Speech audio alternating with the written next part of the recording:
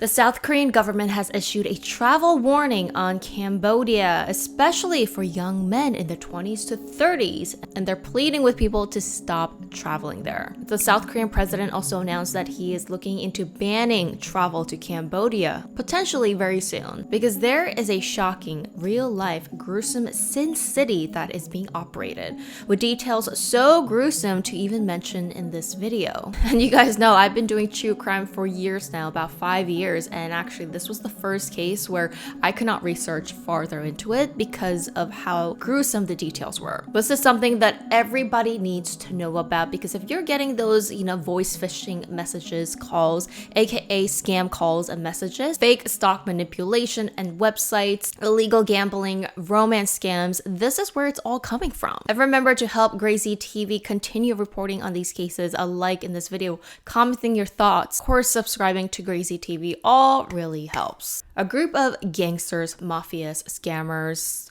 whatever you want to call it, are targeting young men in their 20s and 30s. Not only young men, but there has been female victims as well. And these people are being lured into these high-paying jobs overseas. You will get free flight tickets, hotels, and it seems almost too good to be true. And a lot of these scams are happening mainly in Cambodia and other Southeast Asian countries such as the Philippines, but mostly it's being reported that the main hub of these scams are happening in Cambodia. Particularly, town called Sihanouk and Poipet seems to be popular for these sin cities. So these high-paying jobs are advertised in several ways. I believe some of them, join these Telegram group chats. Some of them are actually posted online, social media. So these jobs are first advertised as those looking for computer jobs, online jobs, people that can build websites, computer coding. This is an example of how it's posted. It says they're literally looking for people in their 20s to 30s, 20 to 35. Again, not men. They're specifically looking for females as well. And it says monthly pay $8,000 on top of free hotels, meals, and flights. That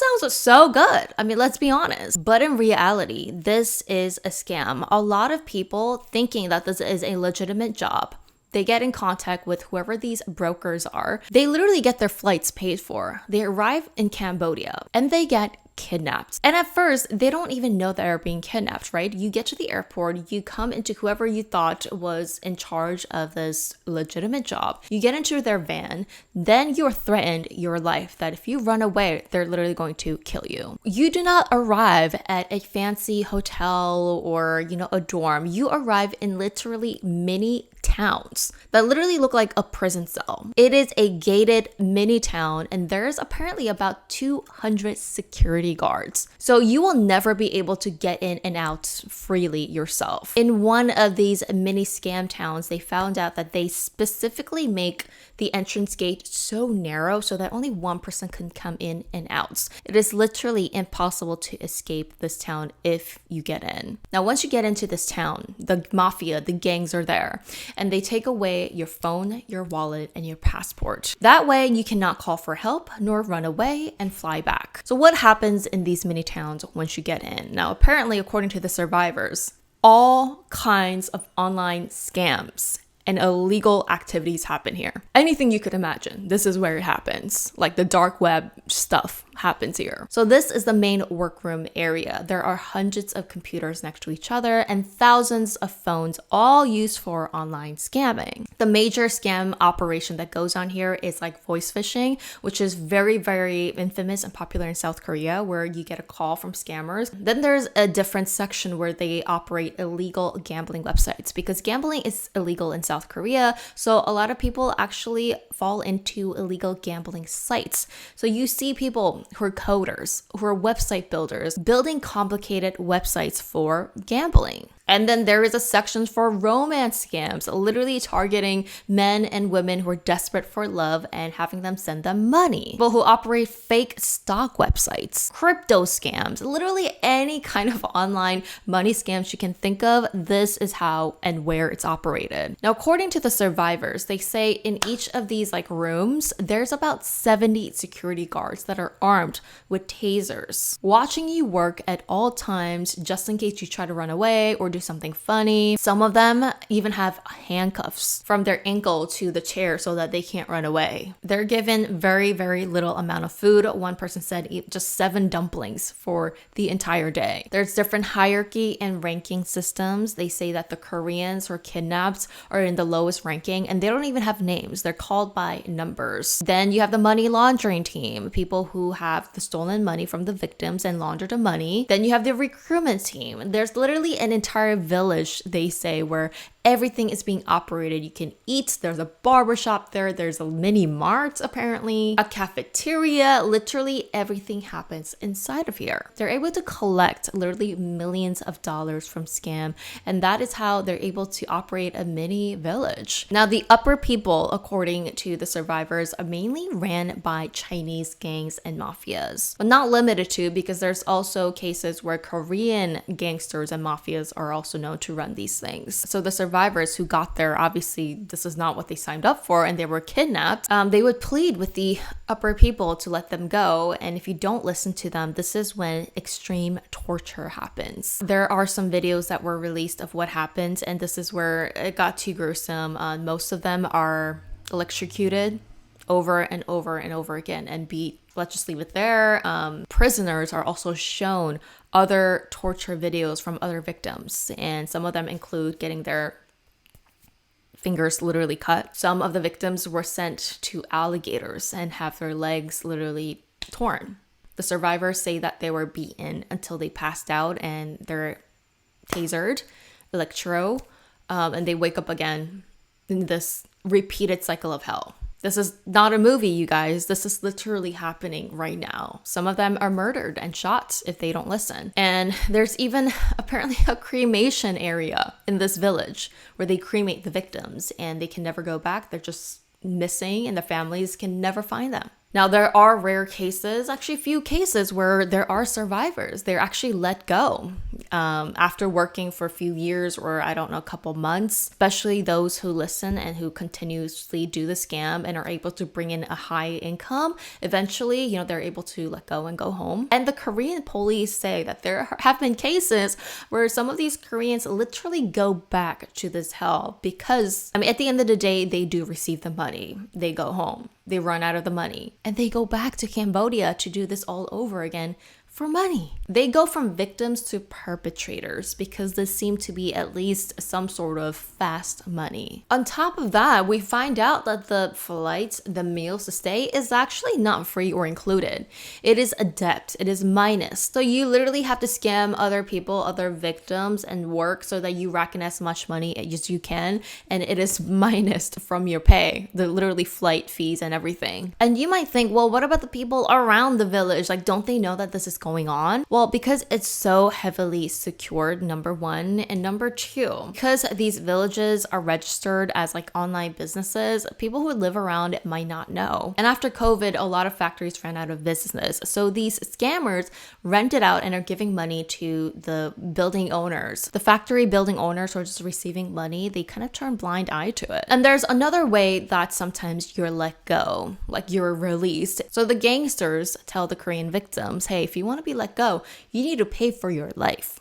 So they contact their family member and demand about $30,000 to $50,000, sometimes even more, in order for them to live. And if the family are able to pay it, sometimes they're let go. Sometimes they take the money and still kill them. Recently, a family was devastated. This is one of the victims, and he died in Cambodia, was murdered by these gangsters. Witnesses say that they saw head to toe, his body was entirely covered in bruises. His leg was literally broken. And there were torture videos where he was also forced to take immense amounts of drugs as well. Family reported it to the police, and the gangsters called his family and demanded about $30,000 for his life. And the Cambodian police started to track and find where he was, but because he didn't have a phone, they could not track where he was. And once the police even get to the places where the victims sometimes rarely ask for help by getting, phone numbers and reaching out online, a lot of the times they're sold to different scamming villages. Okay, this is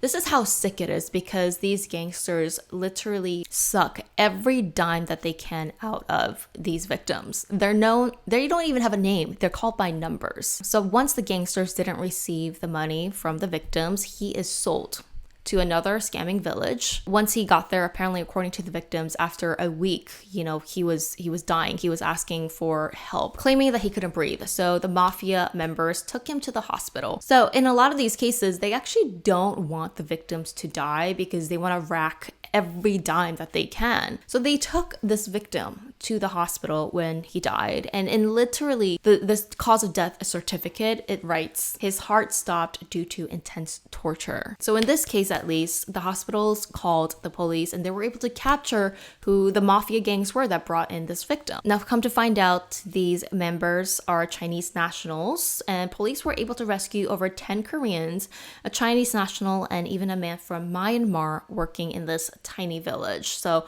it's not just this big factory. There are tiny little organizations like them where they only had 20 members here. There's also cases where a victim in the Philippines where the same thing happened before they killed him after torturing him. A lot of the times they would use the victim's name, have them loan hundreds of thousands of dollars under their name, take the loan, and then kill the victim. Sometimes they would let the victims go, but now the victims have hundreds of thousands of loan debt under their name. So sometimes it's hard for them to even report to the police. They also scare the victims that if they run away and you go to the airport, the Cambodian, main airport, when you try to flee, they say that, oh, the police are working with us. So they see your face and we're going to bring you back. So don't you even try to report it. So there's so many victims still that were able to survive this that didn't even report to the police because they're so scared that they're going to come after their family. There's also another family member who says that their son has been missing for the past year. And the last time that they got an SOS message for him was a year ago.